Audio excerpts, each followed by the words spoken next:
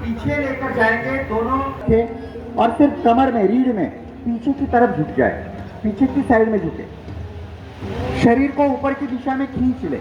इसे कहते हैं हस्तोत्तानासन। ये हस्तोत्तानासन है।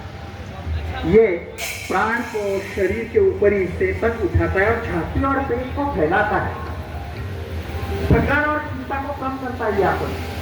इसे कहते हैं हस्तोत्तानासन।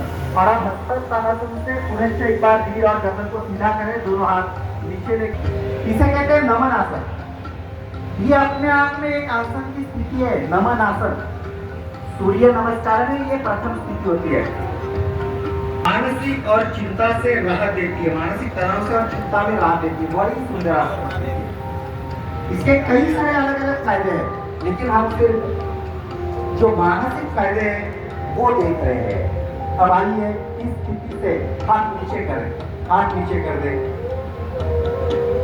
और अब हमें कुछ शक्ति विकासक क्रियाएं करनी है। कुछ शक्ति विकासक क्रियाएं हम करेंगे, जिसमें सबसे पहले हम करेंगे धृति शक्ति तथा बुद्धि शक्ति विकासक क्रिया। धृति शक्ति तथा बुद्धि शक्ति विकासक क्रिया, ये बड़ी सुंदर क्रिया है। ये हमारे उदाहरण क्षेत्र में जमे मैल को दूर कर देती है, अक्षरशः दूर कर देती है, चाहे वो स्थूल हो चाहे सूक्ष्म हो। तो ये बड़ी सुंदर स्थिति है। विशेषता ये श्लेष्मन पदार्थों से बनता है मध, उसको कम से कम 10 से 15 बार इस तरह से सांसों को अंदर बाहर करते रहे। इस क्रिया को कहते हैं धृति शक्ति तथा बुद्धि शक्ति विकासक क्रिया। ये बड़ी सुंदर क्रिया है।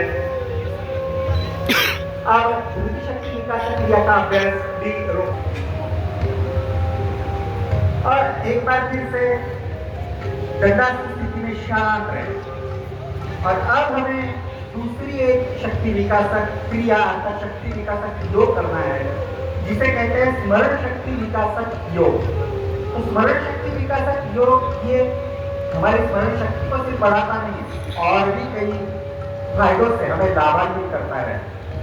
हमारे सामने लगभग 10 फीट की दूरी पर अर्थात 2 गज की दूरी पर हम देखें, हमारा ध्यान उधर रहे, और साथ साथ सहस्त्रार चक्र पर हम ध्यान दें, और भक्ति के समान आवाज निकालते हुए फिर एक बार सांसों को अंदर बाहर करें, सांसों को अंदर बाहर करें। लगातार 10-20 बार इस तरह से पूरी तीव्र गति से सांसों को अंदर बाहर भक्ति के समान करते रहे।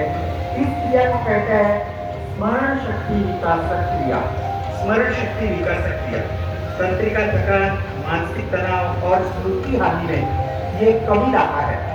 बहुत सुंदर विस्मृति और भ्रम से मुक्ति मिलती है, सद्बुद्धि प्राप्त होती है।